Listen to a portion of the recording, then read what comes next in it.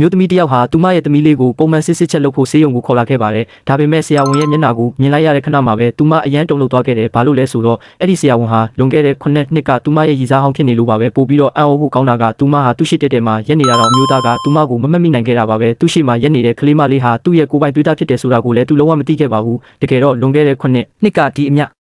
ဟိုသမီးဟာဝါဝါဖိုင်ဖိုင်နဲ့ရိုးသားအေးဆေးတဲ့မိန်းကလေးတစ်ယောက်ဖြစ်ခဲ့ပါတယ်။အဲ့ဒီအချိန်မှာသူမဟာအရန်ချမ်းသာတဲ့အထက်တန်းလွှာကအမျိုးသားတစ်ယောက်နဲ့3နှစ်ကြာအောင်လှုပ်ဝက်တွဲခဲ့တာပါ။အစပိုင်းမှာတော့သူမရဲ့စစ်မှန်တဲ့အချစ်ကသူ့ရဲ့နှလုံးသားကိုတိမ့်ပိုက်နိုင်ခဲ့ပြီလို့သူမထင်ခဲ့မိတယ်။ဒါပေမဲ့တနေ့မှာတော့သူမကိုဝင်ရှိနေပြီဆိုတဲ့အကြောင်းကိုပျော်ပျော်ရွှင်ရွှင်နဲ့တွားပြောဖို့လုပ်တဲ့အခါသူကသူ့တငယ်ချင်းကိုဒါကအပျော်တွဲတာတသက်ပါပဲခဏနေရင်သူ့ကိုထားခဲ့ပြီးနိုင်ငံခြားသွားတော့မှလို့ပြောနေတာကိုမတော်တဆကြားလိုက်ရပါတယ်အသေးကွဲသွားတဲ့သူမဟာသူ့ဘဝထဲကနေထာဝရပြောက်ကွယ်သွားဖို့ဆုံးဖြတ်ခဲ့ပြီးကလေးကိုတယောက်တည်းမွေးမြူခဲ့ပါတယ်ဝမ်းနည်းစရာကောင်းတာကအာဟာရချို့တဲ့မှုကြောင့်အမွှာ2ယောက်ထဲကတယောက်ပဲအသက်ရှင်ခဲ့ပြီးအဲ့ဒီကလေးမလေးကလည်းမွေးရပါနှလုံးရောဂါပါလာခဲ့ပါတယ်သမီးလေးကိုကယ်တင်ဖို့အတွက်သူမဟာ3လအတွင်းမှာဝိတ်တွေအကုန်ချပြီးပိန်သွယ်လှပတဲ့သူဖြစ်အောင်ကြိုးစားခဲ့ပါတယ်သူမရဲ့အရေးချင်းကြောင့်ပဲထိတ်တန်းကြွေးထဲဒီဇိုင်နာ crockery designer တယောက်ဖြစ်လာခဲ့ပါတယ်ကံကြမ္မာရဲ့ပြန်လည်ဆုံတွေ့မှုတစ်နေ့မှာသမီးလေးကိုဆေးရုံခေါ်လာရင်နိုင်ငံခြားကနေပြန်ရောက်လာတဲ့သူမရဲ့ရည်စားဟောင်းနဲ့ပြန်ဆုံဖို့ဖြစ်လာခဲ့ပါတယ်။ကံကောင်းတာကသူမဟာနာမည်ရောရုပ်ရည်သွင်းပြင်းပါအကုန်ပြောင်းလဲထားလို့သူမမှတ်မိခဲ့ပါဘူး။ဒါပေမဲ့သူမမသိခဲ့တာကဒီအမျိုးသားဟာနှစ်ပေါင်းများစွာသူမကိုလိုက်ရှာနေခဲ့တာပါ။အစပိုင်းမှာအပျော်တွဲခဲ့တာမှန်ပေမဲ့မိန်းကလေးရဲ့ရိုးသားဖြူစင်တဲ့နှလုံးသားကသူ့ကိုတကယ်နိုင်ယူသွားခဲ့ပြီးသူမကိုတကယ်ချစ်မိသွားခဲ့တာပါ။အဲဒါကြောင့်နိုင်ငံခြားကပြန်လာတဲ့အခါ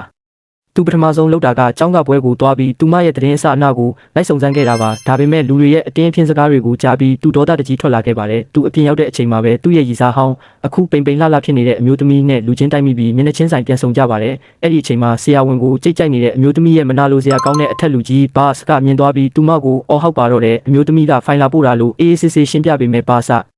သူမကိုအလုတ်ထုတ်ပစ်မယ်လို့ချိန်ချောက်ခဲ့ပါတယ်။အဲ့ဒီလိုစိတ်ဖိစီးနေတဲ့အချိန်မှာအမျိုးသမီးကခြေချင်းဝတ်လဲသွားပါတယ်။အဲ့ဒါကိုမြင်တဲ့ဆရာဝန်ကအိမ်ပြန်လိုက်ပို့ပေးဖို့ကန့်လန့်ခဲ့ပါတယ်။သူမကညင်းပေမဲ့အမျိုးသားကမမေးမမြန်းပဲသူမကိုပွေ့ချီပြီးကားပေါ်တင်သွားခဲ့ပါတယ်။ဒါကိုမြင်တဲ့ဘော်ဆာကမနာလိုစိတ်နဲ့မျက်နှာတွေနီမြန်းပြီးဒီမိန်းကလေးကိုပညာပေးမယ်လို့ဆုံးဖြတ်လိုက်ပါတယ်။တန်တရားနဲ့အန်ရကားထဲမှာဆရာဝန်ကငါတို့အရင်ကစုံဘူးတလားလို့မေးတဲ့အခါသူမကရှင်ဘာကိုဆိုလိုတာလည်းမသိဘူးလို့ဟန်ဆောင်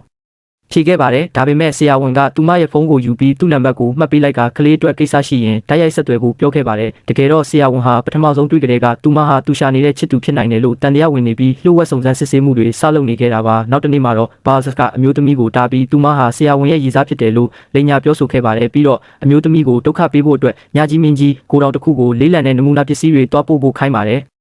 သမီးလေးအိမ်မှာတယောက်တည်းရှိနေတယ်လို့ပြောပေမဲ့ boss ကအလုပ်ထုတ်မယ်လို့ချင်းချောက်တာကြောင့်သူမသွားခဲ့ရပါတယ်အပြန်လမ်းမှာကားဆရာကသူမကိုမယိုးမသားကြည့်နေတာကြောင့်သူမကပပနက်နက်နဲ့လင်းယောက်ျားရှိတယ်လို့ဟန်ဆောင်ပြီးဖုန်းပြောခဲ့ပါတယ်ကျမအိမ်ပြန်လာနေပြီးခြံဝင်းတကားမှာစောင့်နေတော့လို့ပြောလိုက်တဲ့အတွက်ကားဆရာကသူမမှာယောက်ျားရှိတဲ့အထင်နဲ့အိမ်ရှိအထိလိုက်ပို့ပေးပါတယ်ဒါပေမဲ့အိမ်ရှိမှာဘယ်သူမှမရှိတာကိုမြင်သွားတဲ့အခါကားဆရာကပြန်လဲလာပြီးသူမကိုစော်ကားဖို့ကြိုးစားပါတယ်အဲ့ဒီအချိန်မှာပဲဆရာဝန်ကအချိန်မီရောက်လာပြီးသူမကိုကယ်တင်ခဲ့ပါတယ်သူကကားဆရာကိုထိုးချိတ်ဆုံးမှပြီးရဲခေါ်ကဖမ်းခိုင်းလိုက်ပါတယ်ဒီမြင်ကွင်းကိုကြည့်နေတဲ့အမျိုးသမီးဟာစိတ်လှုပ်ရှားပြီးမျက်ရည်ကျခဲ့ရပါတယ်အခုဆိုရင်ဆရာဝန်ကသူမရဲ့အတိတ်ကအဖြစ်မှန်တွေကိုသိသွားမှလားသမီးလေးကသူ့ကလေးဆိုတာကိုရောဘယ်တော့သိမလဲဆက်လက်ဆောင်မျှော်ကြည့်ရှုပေးကြပါဦးရှင်ဒီလိုဇာတ်လမ်းမျိုးတွေထပ်ကြည့်ချင်ရင်တော့ like လုပ်ထားဖို့မမေ့နဲ့အောင်နော်